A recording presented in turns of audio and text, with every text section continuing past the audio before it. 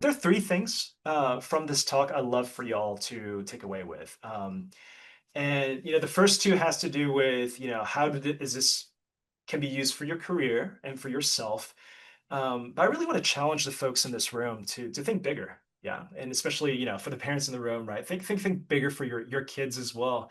I think bigger in terms of how might you or they eventually lead a team one day, or maybe multiple teams, so that um, they can not only achieve the mission that they set out, but also create an environment so that that team you are leading can thrive. Seems kind of obvious, Clarence. What do you mean by that? Yeah. And so the way I kind of think about a lot of problems in life is a navigation problem. And there's a reason for that, because the moment you can actually frame things as a navigational problem, there's a whole science of using reinforcement learning and mapping that we can do. Not going to go into that, but where we start is this idea that, well, for folks in the room, what does success look like to you? Which summit do you want to climb? Which summit do you not want to climb? Right? Be clear about that. Be clear about which mountain you want to climb. That's step one. Step two is this idea that, well, what are your reasons for climbing it? Could be that, hey, I just want to see the sunrise, or sunset from there. Or it could be that, hey, I had a mentor that loves climbing, and this is my way to really pay homage to him or her. Okay. We all have our reasons, but I think it's important to know why you're climbing that summit, because as you know, anytime you go hiking, it can be unpredictable, like you said, in terms of the weather. Things can get tough.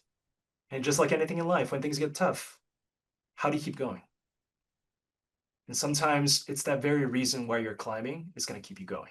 And third, very important, before you go to that climb, you probably talk to people or maybe go on a hike with them. Yeah.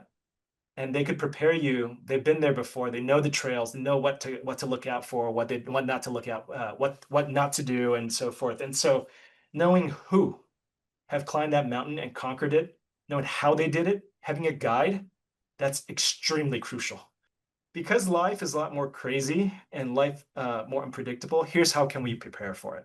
Now, what am I going to give you next are principles, whether AI exists or not.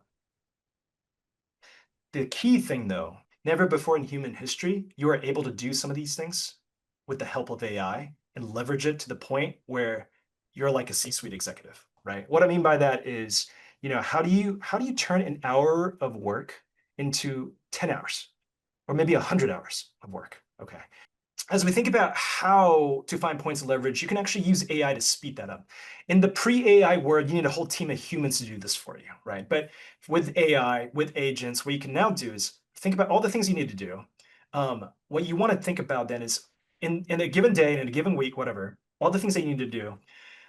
You want to classify those things that you need to do into potentially something that AI could either replace you with, and that's the steam engine, or something that the AI can help you with. That's the slide rule. That's augmenting your carrying capabilities. Or there's something that the AI can help you reach heights that you never would have been before, right? So the idea of the crane is that without cranes, skyscrapers will be impossible. Like right now, we're here, single agents, right? Sitting on top of a single LLM. There's prompts and all that stuff. They could call tools and all that. But this is not news. This is people are thinking about this for a couple of years already. How do you actually design different agents, kind of like a human org, in a way such that maybe it's a free network they can debate and talk to each other to get to the ground truth.